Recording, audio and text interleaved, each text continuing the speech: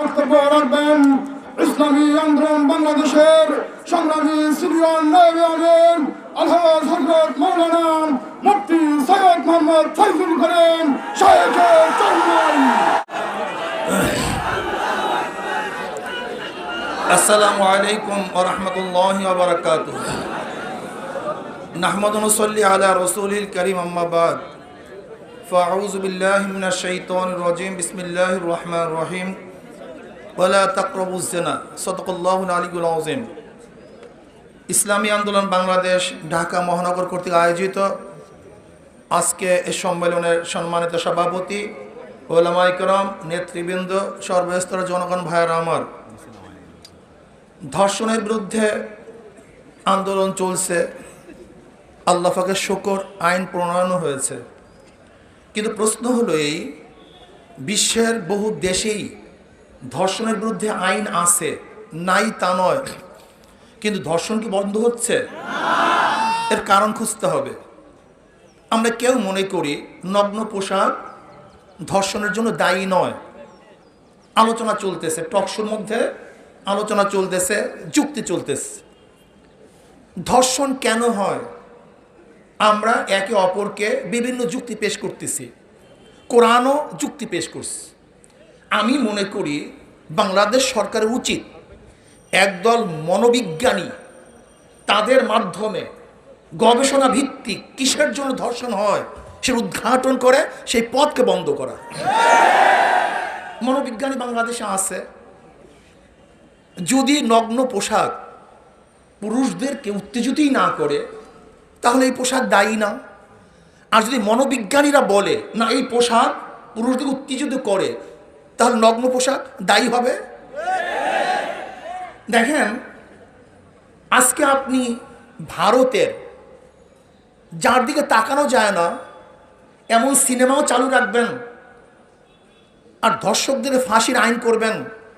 আমি তো মনে করি, জানি না কত পুরুষ যেন এই ফাঁসির ঝুলতে থাকে। আমার মায়া লাগে। আপনি একজনকে বাঘের মুখে ঠেলে দিবেন আর বাঘকে বলবেন খবরদার আক্রমণ করবা না, এটা ইনসাফ হতে পারে না। বরং বাঘের থেকে দূরে রেখে তারপর বাঘের থেকে বাঁচতে হবে। আজকে ধর্ষণ আইন হয়েছে, কিন্তু আমি অনুরোধ করব অপপ্রয়োগ যেন না হয়। এদেশে নারী নির্যাতনের খুব শক্ত আইন আছে, কিন্তু দেখা যায় গবেষণায় 90% নারী নির্যাতনের মামলা সব মিথ্যে মামলা। এটা হয়রানির জন্য করা হয়েছে। কেন? বাংলাদেশে নারী নির্যাতনের আইন খুবই কঠোর, 3 মাসে জামিনই হবে না। এই কারণে দেখা যায় অধিকাংশ পুরুষের বিরুদ্ধে নারী নির্যাতন আইন দেওয়া হয়, মামলা দেওয়া হয়। এদিকে আমাদের সতর্ক থাকা চাই। শুধু তাই নয়, আমাদের দেশে ধর্ষণের বিরুদ্ধে আইন প্রণয়ন করতেছে, কিন্তু জেনার বিরুদ্ধে অবস্থার কি হবে? বেবিচারের কি হবে? আজকে অবৈধ সম্পর্কের কি হবে? আমাদের বক্তাগণ বক্তব্য দিয়েছেন, অনেক মন্ত্রী মিনিস্টাররা এমনভাবে বক্তব্য দেয় যাতে উৎসাহিত হয়। শুধু মন্ত্রী মিনিস্টাররা নয়, আমাদের দেশের প্রেসিডেন্ট পর্যন্ত বক্তৃতা দিয়েছে, তোমরা প্রেম করো, একটা প্রেম করো, বেশি প্রেম করিও না। আমাদের দেশের প্রেসিডেন্টের বক্তব্য। আপনি চিন্তা করতে পারেন আমরা কোন দেশে বসবাস করি? আমাদের দেশের অবস্থা কি? আমাদের দেশের অবস্থা হলো, কোন এক ব্যক্তি, সে কে? মঈনুল ইসলাম সাহেব। সে হলো ইত্তেফাক পত্রিকার যে ব্যক্তি প্রতিষ্ঠিত করেছে, সেই মানিক মিয়া, তোফাজ্জল হোসেন মানিক মিয়ার ছেলে। আর তোফাজ্জল মানিক মিয়াকে যে অনেকেই বলে ইত্তেফাক পত্রিকা না হলে এদেশের স্বাধীনতা আসতো না। নেপথ্যে মানিক মিয়া স্বাধীনতার কর্ণধার ছিল। শেখ সাহেব তাঁর কাছে বসে থাকতেন, অর্থায়ন করতেন, মানিক মিয়া বুদ্ধি দিতেন, পত্রিকায় ছাপা করতেন স্বাধীনতার পক্ষে হাজারো খবর। কিন্তু তাঁর ছেলে ব্যারিস্টার শুধু একটা ইঙ্গিতবহ কথা বলার কারণে তাকে জেলখানায় পুঁতে দেওয়া হয়েছে। সেখানে দীর্ঘদিন পর্যন্ত তাকে থাকতে হয়েছে, নির্যাতিত হয়েছে সে। এইভাবে আপনি ধর্ষণ বন্ধ করবেন? এটা সম্ভব? এটা হয় না। কাজে ইসলাম কি বলছে ধর্ষণ বন্ধ করার ব্যাপারে? সেই বিষয় গবেষণা করা উচিত এবং ইসলামী আইন প্রণয়ন করা উচিত। এছাড়া জীবন ধর্ষণ বন্ধ হবে না। আইন করেই বন্ধ করবেন? এদেশে চুরির কি আইন নাই? চুরি বন্ধ হয়েছে? ঘুষের আইন নাই? ঘুষ বন্ধ হয়েছে? খুনের আইন নাই? খুন বন্ধ হয়েছে? সন্ত্রাসের আইন নাই? সন্ত্রাস বন্ধ হয়েছে? নারী নির্যাতন আইন নাই? কিন্তু নারী নির্যাতন বন্ধ হয়েছে? হবে না, সম্ভব না, যতক্ষণ পর্যন্ত চরিত্র গঠন না করবেন। এর জন্য আমি বলবো চরিত্র গঠন করার ব্যবস্থা গ্রহণ করেন। আপনি মতিঝিল আইডিয়াল কলেজের থেকে নারীদের থেকে মহিলাদের ওড়না খুলে দিবেন আর আপনি ধর্ষণ বন্ধ করবেন, এটা কোনোদিন সম্ভব না, এটা হতে পারে না। এরপর আসেন, আজকে সিলেটে থানায় নিয়ে আমার বাংলাদেশের জনগণকে হত্যা করা হয়েছে। রায়হান ছোট্ট একটা শিশু বাচ্চা, ও ক্রন্দন করতেছে। ও বড় হয়ে হয়তোবা ওর বাবাকে আর কোনোদিন বাবা বলে ডাকবে না। কিন্তু আমি প্রশ্ন করতে চাই, ওই শিশু বাচ্চার কি অন্যায় ছিল, কি দোষ ছিল, ওর বাবাকে কেন হত্যা করা হয়েছে? আমি মনে করি ওই রায়হানের বাবাকে হত্যা করা হয় নাই, বাংলাদেশের প্রত্যেকটা যুবককে হত্যা করা হয়েছে, প্রত্যেকটা নাগরিককে হত্যা করা হয়েছে। বাংলাদেশের হাজারো কোটি রায়হানের বাবাকে হত্যা করা হয়েছে। কাজে বিচার করতে হবে। আজকে সেই কক্সবাজারে সেনাপতিদের এক সদস্যকে হত্যা করা হয়েছে, কিন্তু আজ পর্যন্ত কার্যকারী ভূমিকা আমরা দেখছি না।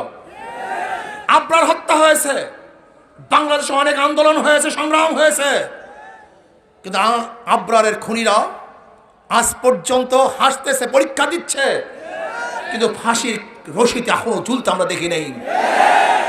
আপনারা দেখেছেন এই মাত্র গত সপ্তাহে মাগুরাতে শান্তিপূর্ণ এক মানববন্ধন, যেখানে ছিল না মিছিল মিটিং, যেখানে ছিল না কোনো খুন খারাপি, অত্যাচার, অবিচার, যাদের কাছে লাঠি ছিল না, না গজারি ছিল না, পিস্তল ছিল অবৈধ, সে আমাদের মিছিলের উপরে, সেই মানববন্ধনের উপরে মাগুরার ছাত্রলীগের সভাপতি আক্রমণ করেছে, রক্তাক্ত করেছে আমাদের ভাইদেরকে। বাংলাদেশে যারা ধর্ষণ বিরোধী আন্দোলন করেছে তাদের উপরে যারা আক্রমণ করেছে, আমি মনে করি তাদের উপর আক্রমণ করা হয় নাই, বরং ধর্ষণের পক্ষে তারা আক্রমণ করেছে। আপনারা দেখেছেন মাত্র 2 দিন আগে লালমোহন ফরাজগঞ্জ ইউনিয়নে হযরত মাওলানা তোফায়েল আহমদ সাহেব তিনি চেয়ারম্যান নির্বাচনে অংশগ্রহণ করেছেন। আওয়ামী লীগের দাবি কি ছিল? উড্ডয়ন করতে হবে, রাখতে পারবে না। সে বলছে কেন? এটা আমার অধিকার, নাগরিক অধিকার, আমি অবশ্যই থাকবো, আমি ক্যান্ডিডেট থাকবো, আমি নির্বাচন করব। কিন্তু সেই ব্যক্তিকে পিটিয়ে রক্তাক্ত করে আজ তোফায়েল সাহেব হসপিটালে মৃত্যুর মুখোমুখি হয়েছেন।